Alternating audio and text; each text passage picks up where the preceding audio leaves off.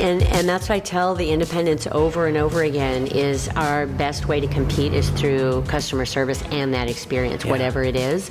If you have an ordinary experience as an independent business in this day and age, I don't see a rosy future for you. You're listening to the Bar and Restaurant Podcast, where hospitality lovers come to listen and learn with expert David DiLorenzo. Now here's your host, the Delo. Well, hello there. What's cooking, 480 fam? We are back with another episode of the Bar and Restaurant Podcast, brought to you by the local 480. And I am your host, the Delo. As usual, we're coming at you today with another tasty episode featuring our guest for today's show, Kimber Lanning. And Kimber is awesome. She's a close friend of mine, full disclosure. Known each other since I was 18. I'm now going on 45. And she's done so many amazing things out here in the Valley of the Sun in Arizona and all over, quite honestly. So we're going to dig into many of those things that she's done. The starting of her record store, her humble beginnings, and getting into Local First and Devour and just all sorts of other great sustainability projects and small town love she gives. So I'm excited for this one. You'll get to learn quite a bit about Kimber. So enough talking for now. Let's dig in. But first, I want to give you a real quick shout out to our show sponsors, Bar and Restaurant Insurance. Insurance is boring, but your bar or restaurant business shouldn't be. Get the best insurance protection from the insurance professionals that that know how to protect your business so you can keep the food and drinks flowing. So with that being said, now here we go. Kimber, it is so good to see you. Thank you so much for having me on. Yeah, we have been seeing each other. I tell this story all the time when I'm at Local First functions, but I believe I was 18 hanging up posters in your record store. Easy, yeah. That would have made you 15? Is that the math that we're going on? You're so good. You are so good. I'm in sales. What do you expect? Right? Yeah, no, I was 12, you dog. 12. My bad. No, but that takes us way back. We both started in music. Yeah, both started in music. So we'll get into a little bit of that. I know a lot of people that are listening, and I know there's going to be some that are not, have read or heard about your personal history and where you started and where you were born, but maybe just kind of start off this podcast with a little bit of that information. I know you were born in Japan, right? I was born on Okinawa, so anybody out there in the military will recognize Okinawa as one of the biggest U.S. Air Force bases in that region, and so my father was stationed there during the Vietnam War. Wow. And so born there, moved here as an infant to Luke Air Force Base, where my father was stationed after that. And so we got here in 1968, and I grew up at 59th Avenue in Northern, which Northern was just kind of one way in each direction back then. It was a very agricultural area. And then my father got sent on a third tour of duty, and my mom decided to stay in the States. So she stayed here while he went on that third tour. And I think I credit my parents with connecting us to Arizona. They used to throw the kids in the van and drive us all around the state. So I think I'd visited 10 Arizona lakes by the time I was 10 years old. Oh, wow. Yeah. And we just grew to love the place. I mean, my mom, it's funny because you don't realize it when you're a kid, but my mom had built this network of independent business owners all around the state. So we never stayed at like a typical hotel. We stayed at little inns and B&Bs where we knew the people. We knew, we had a network of entrepreneurs all around the state, and that's just how my mom lived her life. And it's in your blood. It is, yeah. So, and that really connects you to place. I know these people who own these businesses, and they've owned them for generations now. Oh, absolutely. So. I mean, even attesting, I just got back from vacation with my wife, and we ended up going out to Santa Fe. We'd never been there. And we went to this bed and breakfast, and just whatever state that you're in, just to follow the history of it and to be a part of something where you're there with the owners and getting to meet them and be a part of it. It's the best way to go. It really is. You know, it's just so much better than having sort of that stale experience that you could have anywhere. Those hotels look the same no matter where you are. No matter where you are, yeah, for sure. So you went to Apollo High School? Went to Apollo High School at 47th Avenue in Northern. Crammed it all in to a condensed period. Get out of school a little early, and went to ASU and studied architecture of all things. Yeah, you married an architect too. I did. Interesting. Yeah, I did. and then left that to open Stinkweeds when I was 19. 19 years old. And what was that conversation like with your parents? Hey, I'm going to go open up a record store. You know, because my father was a jazz musician, when he was really a musician more than he was a fighter pilot. And my mother being a business owner in the arts business, I think it was a funny, in hindsight, it was a funny conversation. It was like, you know, Mom and Dad, I've decided I really can't stand Arizona State University, and sorry all you folks out there, back then it was not the school that it is today. Yeah. And I'm going to leave this and throw away my scholarship, and I'm going to open a record store called Stinkweeds. My parents both went, honey, that's a great idea. They really did. Yeah. They were incredibly supportive. And my mother said, if you fail, it's because you're too nice. Interesting. Honest piece of advice there. So. Yeah. And where did the name Stinkweeds come from? Hilarious story. I mean, at that time, you know, I had moved out of my parents' house, and all I had was this little 8-inch black and white television. I don't know if you remember that. You know, you just kind of had to put the rabbit ears in the right way to make it work. And there was this movie reviewer on Channel 5. Anybody that's old school Arizona will know. His name was Bill Rose. And Bill Rose, I just never agreed with him. He would come on in his brown polyester suit, and any sort of I'll say traditional film he would love, and he would give him 1 to 4 roses, like his last name, and these nice little roses. Yeah. And anything that was contemporary or anything related to foreign or art films, which is what I was into, he would give them these little stinkweeds, and these dumb little weeds would appear up on the screen. Kidding. Yeah.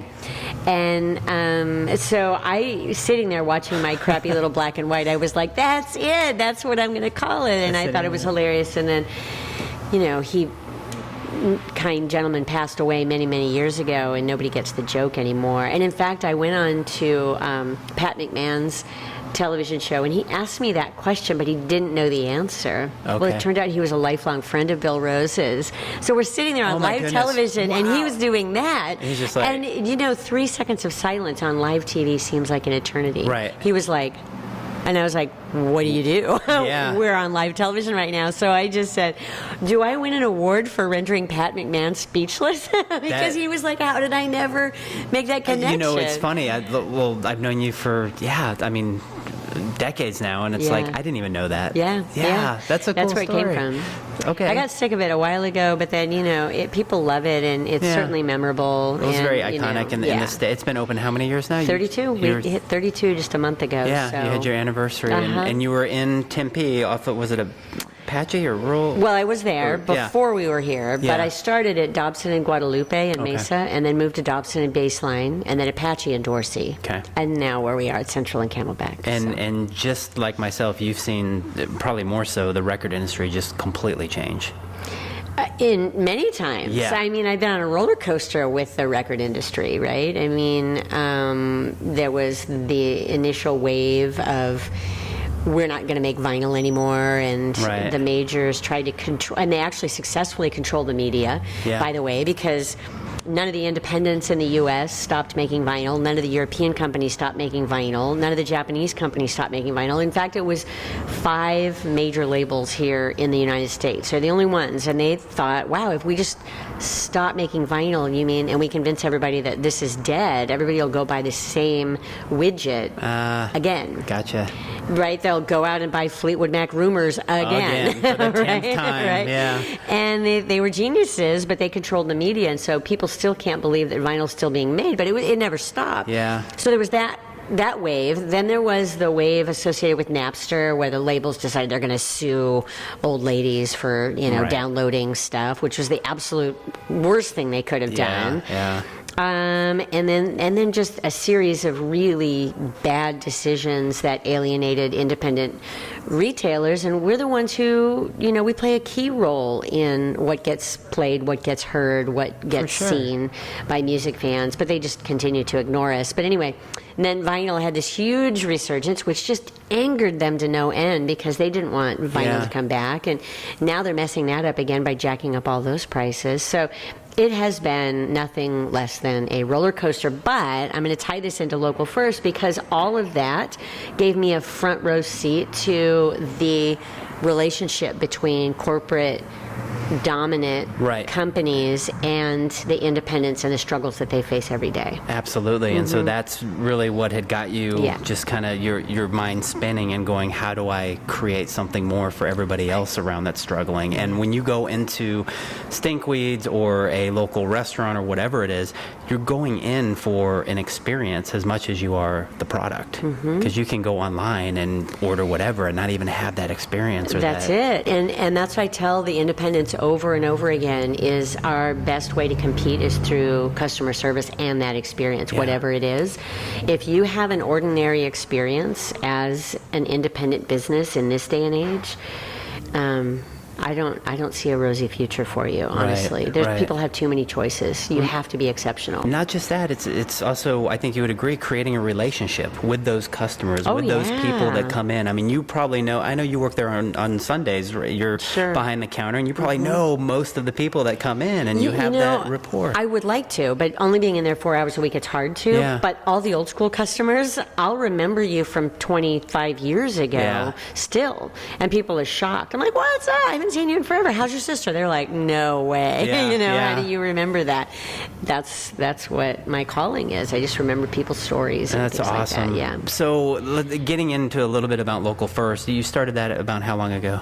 Local First started in 2003. Okay, 2003. Time is flying. Time is flying, that's right. So from 2003 to 2009, we were sort of cutting our teeth. We've actually formed the foundation in 2005. Okay. My initial thought was, let's just create a database so that people can find local businesses, because local businesses play a key role in the way people feel about their place. Yeah. Right? I wanted people to be proud of Arizona, and in order to be proud of it, you got to know it, and that a big part of that is how you conduct commerce.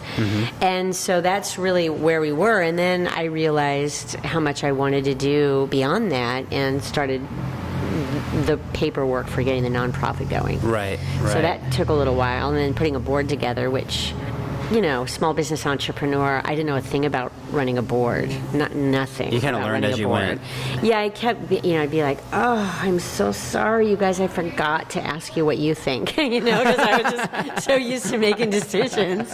And they would be like, oh, here we go again, it took me a while to figure that out. It's crash course. How many members, as of today, how many members would you assume? About 3,600 members in Local First Arizona, and Thomas Barr is doing a fantastic job. Yeah, he is, and that. he's definitely somebody that I will have on the podcast coming up, so we can learn a little bit more about Local First and all that. Great, that and entails. some people may be confused, but yes, last year he took over as executive director of Local First Arizona, so that I could focus more on the foundation. On the foundation, which we'll get into, and Thomas is an amazing gentleman. He's been with you how long at Local? Almost 6 years. Almost 6 years now. 5 years, It has flown by. I know.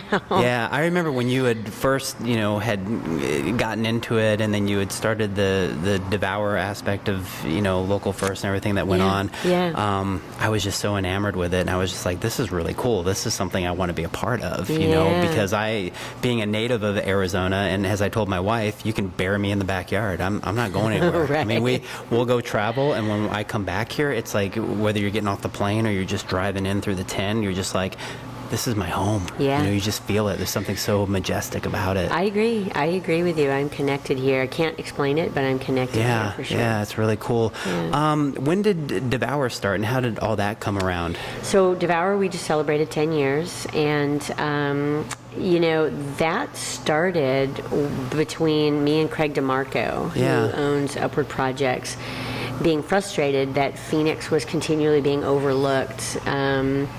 There was an article that came out in Thrillist that it ranked all the states in terms of their culinary wowness. Right. And we were 48th. And I was like, I'm not going to No. take that. I am not going to take that sitting down. And he came into my office. I had already seen it, and I was irritated. And he walked into my office and sort of chucked it onto my desk Sounds and like said, Craig. what are we going to do about that? And so we put together a steering committee and formed the Devour Restaurant Coalition, specifically to draw attention to the talent that we have here in Yeah. our restaurant community. Our chefs are world class, and yet Charlene Badman just won the first James Beard Award in 12 years. Amazing. There's no excuse for how overlooked we have been. She deserves it and has deserved it for many years. There are many other chefs here that have made it to finalists but have not actually won the award. And there are a lot of different reasons for that. One of the reasons is that the category of Southwest went from not including Texas to including Texas, and that's a big deal. Texas is a strong contender. Right. But secondly, our politics here, when we started creating hateful bills back when SB 1070 came out, a lot of the more creative, artistic, progressive people just wrote off Arizona, and that's just a fact. They didn't want to come here. Yeah. And it set us back significantly in that space, and it played a critical role. And people don't understand. Hate is bad for business, and we need to focus on being as inclusive and welcoming as we possibly can. Be cool to each other. That's it. Support each other. That's you it. know, show some love. No, I completely agree with you. Well, Devour has been phenomenal for me. I've been blessed to be able to be a title sponsor in it and to watch it grow every year and see all the different local food. I'll call them artists because that's what they are. And they're out there hustling all day. And I mean, I see it even on your face, just how long of a day that thing can be, because you're going from booth to booth to booth, making sure everybody's okay. And I would, I'll make an assumption here, but I would probably clarify this as one of the top food festivals in the United States for what it is. I mean, the way... I appreciate that. We have been given a lot of accolades for being the best in Arizona. I would put our chefs up against any place else. Yeah. I really would. And it's a deep bench. It's not like we have 2 or 3 rock stars. We have dozens of rock stars. Yeah. And they all come out at Devour. What's unique about Devour is that it's focused on our local talent. It's not that we're trying to bring in an expert chef from outside to come in and show us how it's done. Right. There are other festivals that do that very well. That's not what our goal is. No. Our goal is to shine a light on the talent we have here. The people we bring in from outside are food writers, critics, bloggers, influencers, because they need to see it firsthand. So our strategy has been the opposite. Yeah. I don't want to bring in the chefs from elsewhere. I want to elevate our chefs, and I'm going to bring in the judges from elsewhere, because they're the ones that need to see the breadth of talent that we have here. And it's worked. We've done it for the last 4 or 5 years, and they're just blown away. Now we're to the point where judges are saying, can I get on the list for next year? Yeah. And that's where you want to be. Well, when and, you're and talking restaurants about, are too. I mean, yeah. you almost wish you had more room. Right. But you don't. I know. And so Yeah. there's just that line of people that come. Yeah. So, and it's a great mix of wine and coffee and food and resort, establishments, and just your local, in the shopping center type of establishments. Right, yeah, It's really cool. Yeah, good. Well, we have loved your partnership on that event. It's been great. And when I run into you out there at Devour, I'm usually chauffeuring a large group of judges and food writers around the event, and you just want to make sure that they're having an exceptional time. We back to that customer service, For right? sure. We want to make sure that they're just blown away. Yeah, take care of the customer. That's it. Is really, and you're no different than me, than anybody else that's out there to just service the client, make sure that they're good, and That's it. create those relationships. So we're sitting inside of Modified Arts, and when did you take this building over? So I opened Modified Arts in 99. Okay. So Stinkweeds was 87, this was 99.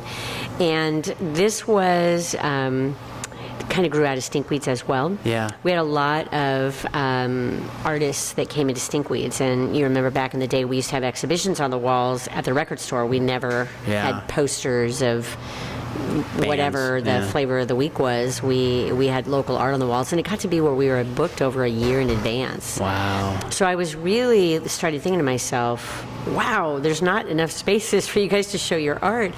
And then I heard the same thing from film and theater and dancers, poets, musicians. And I got this idea to open up a space that would allow for a diverse array of artists to be able to share what they do. So opening up this space, this was a sort of blighted and forgotten stretch of downtown Phoenix. Right. And, we were here for about a year and a half on our own. We did some amazing shows. I mean, it's hard to believe, but bands that played in here include Arcade Fire, oh my goodness, Jimmy Eat World.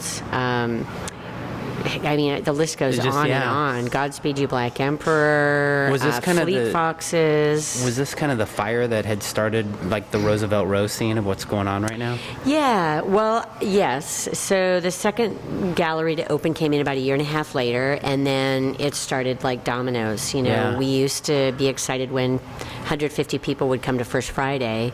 It's an art walk on the first Friday of every month, and now it's 30,000 people. So at its height, Roosevelt Row was one of the top 10 arts districts in the country in USA Today. Wow. But, it's worth commenting as well that, the development community came in, and because they weren't very creative, they built 4- and 5-story, stick frame, boring, suburban apartments onto this street because they wanted to be cool and hip and part of the arts district. But really they displaced the arts district. And so it's just kind of comical that they wanted to be a part of it. And by the way, they're charging to be a part of it, but they displaced it. So it's a real challenge. And that's a whole other conversation about the battles around density and infill. And we do run a program at Local First Arizona that's dedicated to better design. It's called Forum. And anybody that's interested can find information out on the website. But we're bringing the development community together to try to have a better conversation around urban design that includes walkability, affordability. We have apartments in this area that you cannot exit the apartment onto the street. You have to exit into the parking garage. So that has nothing to do with urbanism. I don't care how tall it is. Right. That is not urban design, and we need to do better. Gyms on the bottom That's right. floor. Yeah, we're looking at a bunch of empty elliptical machines down here, and it's criminal, really. I mean, I had many discussions with some of the designers down here to try to get something better out of them, and it was a very frustrating process. Well, you did take on a hefty project that was across the street and is now the Local First offices. That's right. Across the street, we were going to have a little bungalow built in 1910, destroyed, demolished to make way for those apartments. And I called the owner and said, "What are you going to do with that house?" And they were going to tear it down. And he said, "What do you want with it?" I said, "I don't know yet." And he hung up on me, and we went back and forth. And we ended up being able to save the house and move it across the street. People say, how long did it take? Well, the actual move took 45 minutes, but the prep work, the entire project was 3 years. 3 years, I remember going through that with you as well. Yeah. It's really cool. And it turned out beautifully. I love it. Yeah, if you haven't been to Roosevelt Row lately, you have to just come check it out. And if you're from out of state, you have to. This is really becoming a focal point in Arizona with a lot of the growth and some of the other stuff that I know of that's going on around here as well. Yeah. So, well, let's get into the foundation a little bit, and let's talk about. I can never pronounce things correctly. Fureza. Fureza. Fureza. How's that going? Just remember the word "where" is wedged in the Fureza. Yes. Fureza. So Fureza Local is a business accelerator program that we run that's completely taught in Spanish. It's for micro entrepreneurs and. At the same time, folks coming through the program can learn more about how to run a really solid business. They're also earning a credit score. So there's a financial literacy component that enables those business owners to build a credit score so they can access credit at fair market rates. Love it. Yeah, so a lot of folks don't realize that people that go to predatory and payday lenders, they're not necessarily there because they messed up or they have bad credit. Right. A lot of them have no credit, and they simply don't know that there's a better way to go about it, and they haven't been able to get into a community bank or a credit union. Right. So we actually make that happen, and it's been a game changer. You know, we great. have over 400 graduates that have come through the program. Wow. We've gone on to create almost 600 jobs. So it's a game changer, and Arizona needs to be paying attention to that. You know, we have a lot of folks that are being left behind in the systems right now, and we need to make sure that they don't just get stuck in a bad debt situation at a predatory lender, and they have an opportunity to build a business. And I just firmly believe that entrepreneurship is a pathway to prosperity, and we should encourage it at every turn. And you help with the tools. I mean, you have lenders that are local that you have relationships with that, you know, just take care of people that want to work and absolutely. want to be, you know, more of society and everything. We have 2 credit unions that will extend a line of credit to anybody that completed our program, as long as they have completed the financial literacy part. What's neat is they actually pay into a system. So their goal, our entrepreneurs, they need to save $1,000 over 6 months, and we're recording their payments and reporting them to Experian. So as long as they complete that, they can get access to a line of credit. How beautiful is that? That's really cool. So Farmer Chef Connection was the old name for what is now good. What is it called? The Arizona Good Food Expo. The Arizona Good Food Expo. Yes. I'm still trying to latch on that. So I've again had the pleasure to sponsor the old name and now the new name. And so tell the food audience or the audience in general just a little bit about that and some of the changes coming up this year. And Sure. So it's the same concept, which is that we are this bridge. We have a lot of small-scale food producers, and they could be growers. What you would typically think of as people who are producing fruits and vegetables, or they may be ranchers that are bringing food in. In addition, we have what's called value-added products. So that's people who make salsas, jellies, jams, those types of products out of the locally produced food. And then we're that bridge that connects them to the grocers, the restaurateurs, and the everyday folks who just want to source more local food. So as people wake up to how important local food is, and really understanding the seasonality of it and how it relates to our health, the number of jobs it can create, our relationship to water here in Arizona. A lot of people don't realize, you know, if we're growing food or things like alfalfa or cotton that are being shipped out of Arizona, well, that's our water being exported as well. And so as people wake up to, you know, wanting to source more locally, we found that there was a real need to make those introductions. And so the Arizona Good Food Expo is a giant food expo where you can come and find everything from vegetarian patties made from all local ingredients that you could, you know, cook on a stove or throw in a microwave to, I mean, we have everything that you can possibly imagine. Artisan breads, you know, specialty crop foods, you name it, and wines.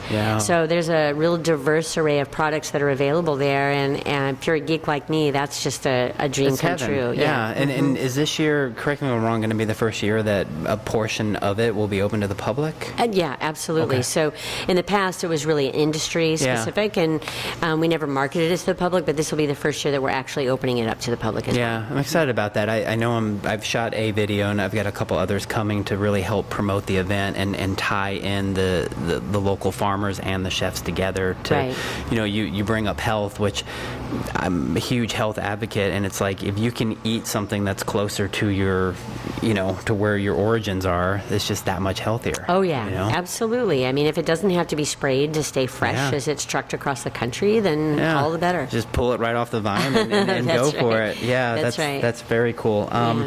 How about the sustainability projects and how's all that going? Because I think that's really important and it's very underlooked. Yeah, I know. So Helene Tack, who's been on the team since 2009, is spearheading all of our sustainability work. And there's a few different projects that we have going on that I'm really excited about. One is that we have a 3-year contract to develop a green business certification program. Yes. And we're doing that in partnership with the city of Tempe. Very cool. City of Phoenix is also coming on board, but she's putting together the criteria to earn that status as a green certified business. And so I think the work that she's doing is multidimensional, because in addition, she's taken all of our events and made them towards zero waste. She has just a team of 2 people and a slew of volunteers. And like our fall festival, back in the day, it used to be 3 full dumpsters of trash. Right. Today it's 30,000 people and it's 1/3 of one dumpster. That's of amazing. Trash. And you will see her out there with the volunteers collecting trash, Oh, yeah. And putting them in the right receptacles. Oh, yeah. And she has this funny saying where, people come in and they want to talk about sustainability from an academic perspective. And she's like, I don't want to hear you until you're in the dumpster. You're in the dumpster, I'll listen to what you have to say. Yeah. Until you get in the dumpster, you don't understand what's going on. She's the best. Yeah, I know. So she's been able to proactively talk to business owners about the materials and supplies. And she just hosted a sustainable packaging expo where we brought in a bunch of our restaurants to actually talk about to-go packages or culinary festival materials that are biodegradable. Yeah. So she's doing some significant work in that space. She'll be another good guest for me to get on to talk about that as well, as I share this with restaurateurs, because there's a huge misconception that a lot of times it has to be expensive for you to go that way. Right. And it doesn't have to be. It doesn't have to be. And what we're trying to do is build up the capacity of the public that cares about it to choose those businesses. Right. So any additional expense they incur can be offset in those of us who care about the environment and flooding those businesses with Direct our dollars. people that way. That's right. Give them that certification That's that they're right. part of your program. Very Right. cool. Yeah. Is there any other aspect of the foundation that you want to bring up or talk about? Yeah, so there's 2 other areas that I thought would be worth bringing up. One of them is our Rural Development Council work. So a lot of people don't realize that we do statewide work, and it's so important that we recognize rural Arizona. Arizona doesn't succeed without rural Arizona. Right. Our food comes from, there's so much connection between our rural and urban areas, and Phoenix gets the vast majority of our economic development dollars. So it's, I love the work, so passionate about the work, and we have a team of 3 that's working around the state on activating our rural communities, and so we do that in a number of different ways. Again, ushering in key stakeholders to have great conversations around what does rural economic development look like. Yeah. And it's different everywhere. We work in partnership with the Center for Sustainable Agriculture in Ajo, and then in other areas of the state we work with different partners and different teams. There's so many great things to love about the rural areas. One of the programs we run is called Weekend Zona, and we've got to get you and Kim out on one of these, but we take a group of people out and to explore a different part of the state, and it's sort of what we call semi-curated, so we kind of have a schedule, but there's plenty of time for you to go do what you want, but we're also going to make sure that you get to see the best of the best. And it's a blast, to go out to Sonoyta and sort of take over the Sonoyta Inn and have a group of 15 people around the fire, in the wintertime. Make new friends, hang out, do all that. Yeah. We stayed at a little inn in Ajo where you'll get a kick out of this. The owner goes, oh, I didn't tell you I play guitar. And I think, I've got the crowd there and I'm thinking, my first reaction was, oh no. Because, how bad it can go, in a hurry. I don't know where this is going. So his wife follows him out with a cello, and they just proceeded to have beautiful vocal harmonies and all of these. I was like, you forgot to mention. Right now? So we're sitting around a campfire and they're playing, acoustic guitar and cello, and people are like, I love this place. And people have an experience. They have it locally, and they get to meet a bunch of new people. And a lot of times when people think Arizona and traveling within, and all beautiful places that, Kim and I still go to, but they're like, oh, Flagstaff, Sedona, but there's so many other little jewels that are out there, and you've been to all of them. I mean, I see you on social media and we talk, and I know you go out there and you advocate and you bring all these people together, and so there's so much more to Arizona than just what you see, with the bigger dot on the map. So if people go to localfirstazfoundation.org, you'll be able to see on our small towns page, there's what we call the rural community profiles. Okay. So there's about a dozen of them on there, and you can click on that and find out about our rural towns by looking through a lens of food and dining, outdoor sports and recreation, history, heritage, and tradition, and arts and culture. So no matter what your interests are, you can check it out, and you'll learn things like, who knew that Ajo had a skate park? Yeah. Who knew that, like, the BMX track that's up in Pine Top Show Low area is the best one in the western United States? I mean, the list just goes on and on with all these great little things that are worth going out and exploring with the whole family. Right. And there's so many lakes and great boating and outdoor recreation opportunities. So that's there. And then the final thing I wanted to mention is that we do the Rural Policy Forum every year. Okay. So that's going to be this year in Eager, Springerville in August. And it brings together about 300 thought leaders from around the area, around the state, really, focused on how we're going to build a better Arizona. Oh, that's terrific. You're doing so many amazing things. Well, I know that you are a busy lady. I watch you crank away on the email before I got in here, so time is of the essence. But I appreciate you sitting with me today. I got a couple of quick questions for you. Sure. Camping or hotels? For me, it's actually, I wouldn't say camping or hotels. I would say inns and B&Bs. Okay. It's right in between. Yeah. So I'm not much of a camper. Yeah, neither is my wife. So yeah, the Airbnbs. Yeah, I would much rather stay. So, for example, if I go to Safford, there's a place that's called The Cottage. Okay. And it's one little house behind somebody else's house. Yeah. And I just email Ruth and I say, hey, is the room open? And she'll go, yeah. They'll leave the door open for me. I can show up whenever I want. Yeah. And she'll have breakfast for me in the morning.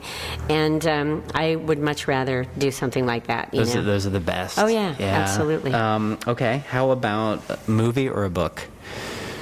Oh, tough call. Yeah. So I'm going to say movie. But it wasn't always that way in my life. I think it's because I have less time now. Right. So I have a stack of books that I mean to read, and I just haven't read them. But I can fit in a movie here or there. Yeah, so. and it's kind of, you can kind of veg out and be like, put your brain to a rest. Sure. I mean, you're probably always reading something. I love documentaries too. So. Yeah, documentaries are the best. So I knew I had gone over the deep end when my mom came to stay with me, and she was just looking for a book, like a story. Yeah.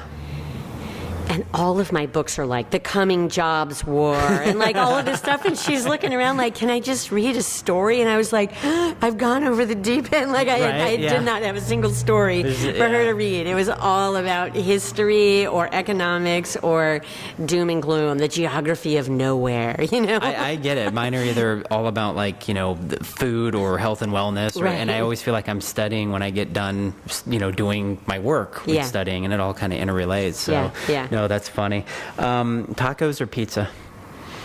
Ooh, I'm going to say tacos. Okay. Yeah. Although, they have to be a special kind of taco. Well, of course. I know that. Running or yoga? Yoga. Yeah. Yeah. I don't like to run. Yeah. No, I know you love it, it's but not I for don't everybody. like it. Yeah. You know, I don't like to, it hurts me. I don't know what it is, but I'm not digging it at all. All right. If you and your husband had to pick, would you pick a tiny house or a 7,000 square foot house? Tiny house. Yeah. Most definitely. And both of us are on the same page for that. Cool. Yeah. That's really cool. Definitely not into more than we need. Very simple. Keep it simple. As long as, the design is what matters, not the size. I'd let you design it. It's the design. Yeah, tiny house for sure. And then last one, Van Halen or Frank Sinatra? I need an other button, David. I need an other button. I'd take Van Halen. Okay. But only the first two records. If I had to, I would have to take the first two records. But let it be known, those would not be my first choices. Well, of course not. I never been into the crooning thing. No, I know you haven't. So I grew up in the punk rock years. You were in a band. Yeah, for many years. A few bands. Drums? Yeah, I play the drums. Yeah. But I definitely grew up on music that has something to say. Yeah, definitely. Well, you have something to say for sure, which is awesome, and it's all really good stuff. So I know you mentioned a lot of places where people can go. Is there anything you want to share as far as where else people can go to either find you or more about the foundation or association? Yeah, there's a few different websites I'd like to recommend. Okay. The first one is the foundation's website, which is localfirstazfoundation.org, and you're going to find out about all of our programs there. The second one is Good Food Finder. So at goodfoodfinder.com, it's the first Arizona statewide directory of local foods. And it's awesome. I use that. Yeah, thank you. It is a fabulous resource. So if you're traveling and you want to know, hey, do they have a farmer's market here? Yep. Or if you want to find something like you want to sign up for a CSA and have great groceries delivered to your door, there's a wide variety of resources on there. There's also information for folks to find out where they can use SNAP and WIC benefits if they need some subsidy. You know, it's not cheap to go out and buy a bunch of vegetables. So where do you find those where you can use your SNAP and WIC benefits? Those are all available on that website. And then the third website is localfirstaz.com, and that website is super important for our directory. It gets searched about 67,000 times a month of people looking for local solutions. It's huge. Yeah, I know I've gotten some really good connections through that website, which is great. Instrumental. So I still remember the day you told me that this is my year. This is the year I'm going local, and it was many years ago. Yeah. And you you made a commitment. You are a remarkable asset to this community. You're a connector. You're a supporter, and you give before you take, and it's rarity. So thank you. I just am passionate about life like you are, and I'm just really glad that we're good friends. So thank you again for taking the time with me, and I hope everybody enjoyed the podcast, and please subscribe and give me a 5-star because I know you want to, and follow me on Instagram, Bar Restaurant Insurance, and on Facebook, and again, this was awesome to have Kimber here. So thank you, and peace out.